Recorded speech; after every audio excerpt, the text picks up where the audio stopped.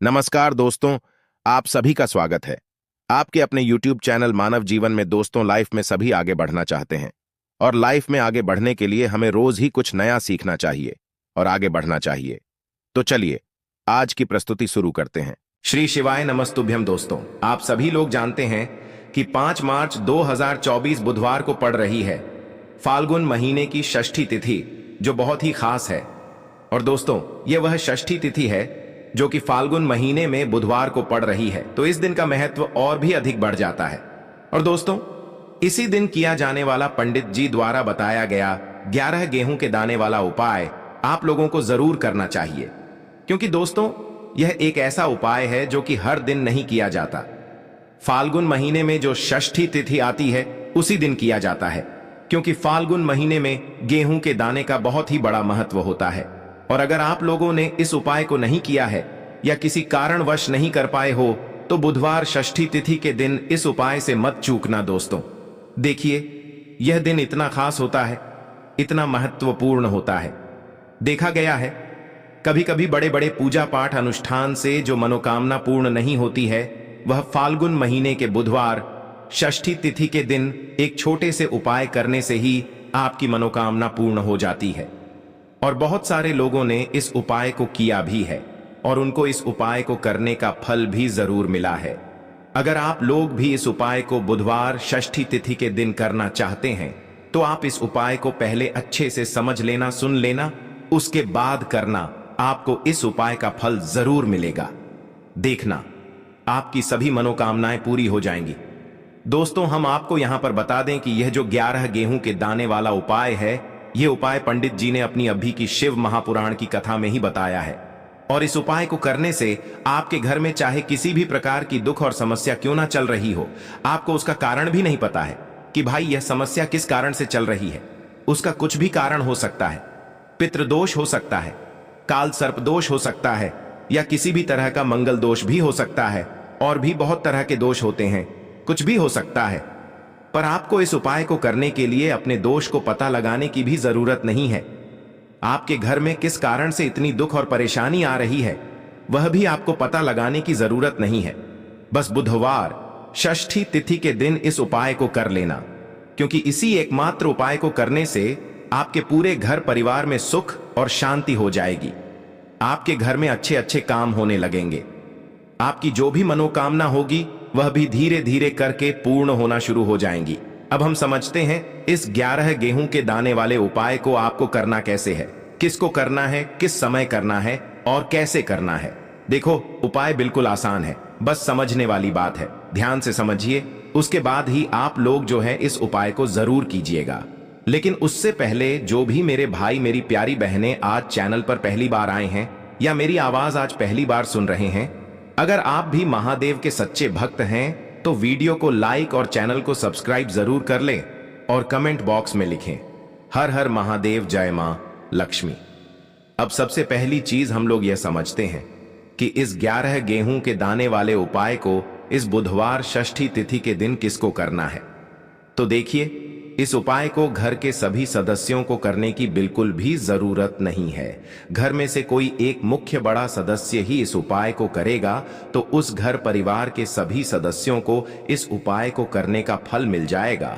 पर वह बड़ा सदस्य कौन होगा, कौन व्यक्ति इस उपाय को करेगा, तो यहां पर देखिए हम आपको बता दें, घर की जो बड़ी माताएं बहनें होंगी, घर की बड़ी माताओं बहनों में से कोई भी एक माता बहन इस वाले उपाय को कर सकती है। अपने पूरे घर परिवार के लिए घर में सभी सदस्यों को इस उपाय को करने की जरूरत नहीं है।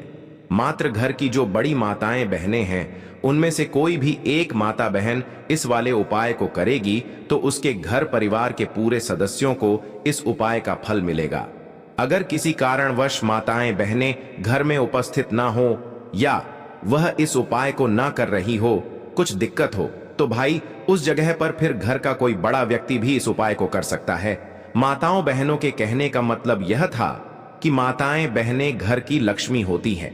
जब घर की लक्ष्मी कोई उपाय करती है तो निश्चित ही भगवान शिव जी बहुत जल्दी प्रसन्न होते हैं और उपाय का फल में बहुत जल्दी और बहुत बड़ा करके भी यहां पर देते हैं। तो आप लोग यह बात समझ गए होंगे। अब हम यह बात समझते हैं इस वाले उपाय को हमें करना किस समय है? 11 गेहूं के दाने वाले उपाय को हमें इस बुधवार षष्ठी तिथि के दिन करना किस समय है? तो देखिए, इस उपाय को करने का जो समय है सुबह का समय है। अब देखिए, यहां पर हम मुख्य रूप से शम का समय नहीं बोलेंगे, क्योंकि देखिए, यह जो बुधवार षष्ठी तिथि की तिथि है और आप सभी लोग जानते हैं इसका सुबह का जो समय होता है ना, इस दिन भगवान शिव और माता पार्वती जी मां लक्ष्मी का सबसे प्रिय दिन होता है। तो आप लोग इस गेहूं के दाने उपाय को सुबह के समय में कर सकते हो। देखो, अगर सुबह करोगे तो आप 8 बजे से 11 बजे के मध्य इस उपाय को कर सकते हो। और देखो, अगर शाम के समय कर रहे हो तो इस दिन जरूर शाम के समय का ध्यान रखना कि रात के 6 बजे से लेकर 7 बजे के बीच में अगर आप इस उपाय को कर सकते हो तो बिल्कुल कर लेना। पूरी कोशिश करना, आपको उपाय का फल जरूर मिलेगा। यह बात आपको समझ आ गई। अब बात करते हैं उपाय की। देखो, गुरुजी ने कहा है कि अगर बुधवार के दिन षष्ठी तिथि पड़ जाए तो इस दिन आपको 11 गेहूं के दाने वाला उपाय तो अवश्य ही करना चाहिए। देखो, यह उपाय, यदि आपके जीवन में कर्जा बहुत अधिक है, आपके जीवन में संकट बहुत अधिक रहते हैं, आपके ऊपर बहुत अधिक विपदा आ रही है, बार बार आपको अपने व्यापार में और अपने धन में हानि देखने को मिल रही है, यानी कि आपको प्रत्येक कार्य में हानि हो रही है, तो आपको यह उपाय करना चाहिए। देखिए, इस उपाय के लिए आपको 11 गेहूं के दाने आपको लेने हैं। ठीक है, 11 दाने लेने के बाद में आपको जरूरत होगी चावल के दानों की। 11 चावल के दाने और 11 गेहूं के दाने, और चावल के दाने खंडित नहीं होने चाहिए। अब आप कहोगे, भैया गेहूं कहां से लेने हैं? देखो, आपको किसी भी किराना स्टोर पर गेहूं के दाने मिल जाएंगे, जाके ले लेना। ठीक है ना? 11 गेहूं 11 चावल के दाने लेने हैं। साथ ही साथ आपको एक तांबे का लोटा लेना है और उस तांबे के लोटे में आपको जल भरना है। जल आपका खुद के घर का होना चाहिए, मंदिर का नहीं होगा। अब आप यह सब सामग्री लेकर पहुंच जाओगे महादेव के शिवलिंग के पास में शाम के टाइम पे प्रदोष काल में। देखो, जब आप यह उपाय कर रहे हो तो अपना फेस रखना उत्तर दिशा, नॉर्थ डायरेक्शन की तरफ। अब यहां पर जो मैं आपको क्रम बताने जा रहा हूं ना, उस मेरे क्रम को बहुत ध्यान से सुनिए। महादेव को अगर कोई सबसे प्रिय है ना, तो उनकी सबसे छोटी पुत्री जिनका नाम है माता अशोक सुंदरी, जो आपके पास में चावल के 11 दाने हैं ना, उन चावल के 11 दानों को माता अशोक सुंदरी के स्थान पर आपको अपना नाम और गोत्र बोलते हुए समर्पित कर देने हैं, है ना? चावल के दानों को रखने के बाद में जो आपके पास में तांबे का लोटा है ना, उस तांबे के लोटे को कहीं पर भी हम जल नहीं चढ़, सिर्फ और सिर्फ माता पार्वती का जो हस्त कमल आपको दिख रहा है, यहीं पर गोल गोल आपको समर्पित करना है उसी जल को, और कहीं नहीं, ना तो माता अशोक सुंदरी के स्थान पर, ना तो शिवलिंग के ऊपर। सिर्फ आपको यहां पर गोल गोल जलाधारी पर आपको उस जल को समर्पित करना है। अब आपके पास में बचे हुए हैं 11 गेहूं के दाने और बचे हैं। उन्हीं 11 गेहूं के दाने को आपको अपनी मनोकामना, अपने विशेष कहते हुए महादेव के शिवलिंग के ऊपर अगर आप बुधवार षष्ठी तिथि के दिन प्रदोष काल में समर्पित कर देते हैं, तो आपकी जो भी मनोकामनाएं होंगी, जो भी विश होंगी, महादेव पूरी जरूर करते हैं। अन्न को समर्पण करने से, उस खासकर गेहूं को समर्पण करने से हमारी इच्छाएं पूरी होती हैं। और अगर वह दिन बुधवार षष्ठी तिथि का दिन हो, तब तो इससे सुंदर संयोग कुछ भी नहीं हो सकता। आपकी इच्छाओं को पूरा करने के लिए बहुत स्पेशल, बहुत प्यारा सा उपाय आप सभी को जरूर कर है। ध्यान में रखिएगा, यह उपाय प्रदोष काल में करना है। देखो, गुरुजी ने कहा है भगवान शिव के शिवलिंग पर 33 कोटि देवी देवताओं का वास होता है। अगर हम शिवलिंग के सामने कुछ भी उपाय करते हैं तो हमारे सभी देवी देवता हमसे खुश हो जाते हैं। यह उपाय आपको अवश्य करना है। देखो, सुबह के टाइम नहीं कर सकते, ठीक है? अब बात करते हैं अगले उपाय की है। देखिए, इस उपाय के लिए आपको मात्र 5 हरे मूंग के दाने ले लेना। हरे मूंग के दाने आपको साबुत लेने हैं, खंडित नहीं होने चाहिए। इस बात का ध्यान रखें। और इसी के साथ में आपको एक तांबे के पात्र के अंदर अपने घर से शुद्ध जल ले लेना है। अब दोस्तों, इन सभी सामग्रियों को लेकर के आपको सीधे पहुंच जाना है भगवान शिव के मंदिर में। देखिए, इस उपाय को भी आप सुबह भी कर सकते हैं और शाम के समय में भी कर सकते हैं।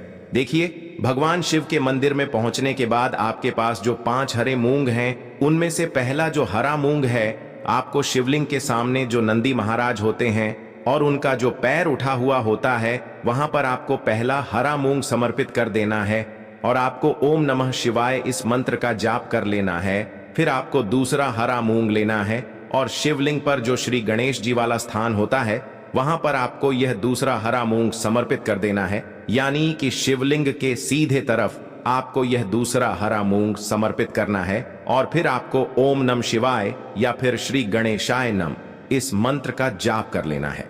तीसरा, हरा मूंग का दान आपको भगवान शिव की सबसे प्रिय पुत्री माता अशोक सुंदरी वाले स्थान पर समर्पित करना होगा।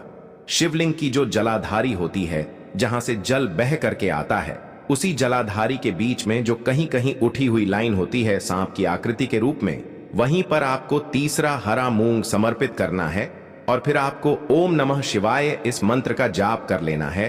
अब दोस्तों, चौथा जो हरा मूंग है उसे आपको भगवान कार्तिकेय जी का जो स्थान होता है शिवलिंग पर, वहां पर आपको यह चौथा हरा मूंग का दाना समर्पित कर देना है और आपको ओम नमः शिवाय इस मंत्र का जाप कर लेना है। अब दोस्तों, आपके पास जो पांचवा और अंतिम हरा मूंग बचा हुआ है उससे आपको उससे जल के पात्र के अंदर डाल देना है और इस हरे मूंग से युक्त जल से आपको भगवान शिव के शिवलिंग का अभिषेक कर देना है। जल आपको बिल्कुल धीरे धीरे संप करते जाना है और लगातार आपको शिव महापुराण के मूल मंत्र श्री शिवाय नमस्तुभयम इस मंत्र का जाप करते रहना है। फिर आपको शिवलिंग के सामने बैठकर, यदि आप अपने बच्चों के लिए यह उपाय कर रहे हैं, यदि आप अपने बच्चों की बुद्धि ज्ञान और विवेक के लिए उपाय कर रहे हैं, तो उसके लिए आपको प्रार्थना कर लेनी है, या फिर व्यापार में वृद्धि करने के लिए यह उपाय कर रहे हैं तो उसकी कामना करते हुए आपको प्रार्थना कर लेनी है, या फिर अपनी नौकरी के लिए कर रहे हैं, या फिर अपने इंटरव्यू के लिए, या फिर धन की प्राप्ति के लिए कर रहे हैं। जिस भी कामना के लिए आप उपाय कर रहे हैं उसे परिपूर्ण करने के लिए आपको महादेव से प्रार्थना कर लेनी है और फिर आपको वापस अपने घर आ जाना है। पूज्य गुरुजी ने कहा है कि जो भी व्यक्ति इस उपाय को कर लेता है तो यकीन मानिए आपके जीवन की जो सारे संकट, कष्ट और बाधाएं ही वो सभी समाप्त होंगे। अब हम बात कर लेते हैं तीसरे उपाय की। देखिए, इस उपाय के लिए आपको 2 दीपक लेने होंगे। दोनों ही दीपक आप मिट्टी के भी ले सकते हैं और दोनों ही दीपक आप शुद्ध आटा मड़कन के भी तैयार कर सकते हैं। आटे के दीपक को सबसे विशेष माना गया है। अब दोस्तों, दोनों ही दीपक के अंदर आपको शुद्ध घी का प्रयोग करना होगा और एक दीपक के अंदर आपको गोल रुई की बाती का प्रयोग करना होगा और एक दीपक के अंदर आपको लंबी बाती का प्रयोग करना होगा। लंबी बाती वाले दीपक के अंदर आप मौली वाला जो धागा आता है कलावा का, उसकी बाती का प्रयोग भी आप लंबी बाती वाले दीपक के अंदर कर सकते हैं। देखिए, 2 दीपक वाला यह चमत्कारी उपाय केवल रात्रि में ही किया जाता है, इसीलिए आपको इस उपाय को बहुत ही ध्यान से समझना है। इसी के साथ में आपको 11 काले तिल के दाने लेना है और इसी के साथ में आपको मात्र 1 चुटकी हल्दी भी लेनी होगी। अब दोस्तों, यह सभी सामग्री लेकर के आपको रात्रि के समय पहुंच जाना है। अपने घर में जहां कहीं भी तुलसी जी का पौधा, तुलसी मां का निवास स्थान है, वहां पर देखिए दोस्तों, सबसे पहले तो आपके पास जो एक गोल बाती का दीपक, उसे आपको तुलसी जी के वहां पर प्रज्वलित करना है। दीपक को प्रज्वलित करते समय आपको ओम नमो भगवते वासुदेवाय इस मंत्र का 11 बार जाप कर लेना है। अब देखिए दोस्तों, आप जो 11 काले तिल के दाने लेकर के आए हैं उन्हें आपको अपने सीधे हाथ में रखना है और जो आपने गोल बाती वाला दीपक प्रज्वलित किया है माता तुलसी जी के वहां पर, उसके ऊपर से आपको इन 11 काले तिल को घाड़ी की दिशा में घुमाना है। आपको अपना नाम और अपनी गोत्र को बोल देना है और फिर आपको इन काले तिल को उससे जलते हुए दीपक के अंदर डाल देने हैं। देखिए, काले तिल भगवान विष्णु के पसीने से उत्पन्न हुए हैं और जब भी हम यह दीपक बुधवार षष्ठी तिथि की रात्रि में प्रज्वलित करते हैं तो इससे हमें हमारे कर्ज में राहत मिलती है, हमारे जीवन में धन प्राप्ति के नए नए मार्ग खुलते हैं, हमारा अगर कोई भी कार्य रुका हुआ है तो वह भी परिपूर्ण होता है। देखिए, गोल बाती का जो दीपक है, विशेषकर हम माता तुलसी के वहां पर भगवान विष्णु और माता लक्ष्मी के निमित्त प्रज्वलित कर रहे हैं। इस प्रकार से आपको यह दीपक प्रज्वलित कर देना है। अब जो आपके पास लंबी बाती का दीपक है, 1 चुटकी हल्दी है, तो इससे आपको लेकर के पहुंचना है। अपने घर के मंदिर में, आपके घर के मंदिर में माता लक्ष्मी की जो भी प्रतिमा ही मूर्ति है, उनके सामने सबसे पहले तो आपको यह लंबी बाती का दीपक रखना है। फिर आपको दीपक को प्रज्वलित कर देना है।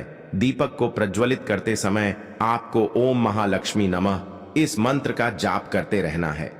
अब दोस्तों, आपके पास जो एक छुटकी हल्दी है, उसे आपको अपने सीधे हाथ में रखना है और इस एक छुटकी हल्दी को आपको उस दीपक के ऊपर से 11 बार घड़ की दिशा में घुमाना है और आपको ओम महालक्ष्मी नमः मंत्र का जाप करते रहना है और इस एक छुटकी हल्दी को आपको उसे दीपक के अंदर डाल देना है। देखिए, एक छुटकी हल्दी वाला जो दीपक है आपके जीवन से दुर्भाग्य को समाप्त करता है। माता लक्ष्मी की आपको कृपा प्राप्त करवाएगा। धन प्राप्ति के आपके जीवन में नए नए मार्ग बनाएगा। गुरुजी द्वारा बताए गए यह सब सिद्ध उपाय है। दोस्तों, सबसे पहले तो आपको मात्र 3 शमी पत्र लेने होंगे। इसी के साथ में आपको मात्र थोड़ा सा शहद लेना है। शहद आप मात्र 1 चम्मच या फिर उससे भी कम लें और इसी के साथ में आपको मात्र एक तांबे के पात्र के अंदर अपने घर से शुद्ध जल लेना है। अब दोस्तों, मात्र इन तीनों सामग्रियों को लेकर सीधे आपको पहुंच जाना होगा। भगवान शिव के मंदिर में देखिए, गुरुजी ने बताया है यह वाला उपाय आप सुबह भी कर सकते हैं और शाम के समय में भी कर सकते हैं। जब भी आपके पास समय हो तब आप इस उपाय को कर सकते हैं। देखिए, सबसे पहले तो आप जो एक जल का पात्र लेकर के गए हैं, उससे आपको धीरे धीरे शिवलिंग पर समर्पित कर देना है और लगातार आपको शिव महापुराण के मूल मंत्र श्री शिवाय नमस्तुभ्यम इस मंत्र का जाप करते रहना है। अब दोस्तों, आपके पास जो शमी पत्र है, 3 शमी पत्र है, तीनों को आपको उस शहद के अंदर अच्छे से डुबो देना है। यानी कि तीनों शमी पत्र पर आप चारों तरफ अच्छे से शहद का लेपन कर देना है।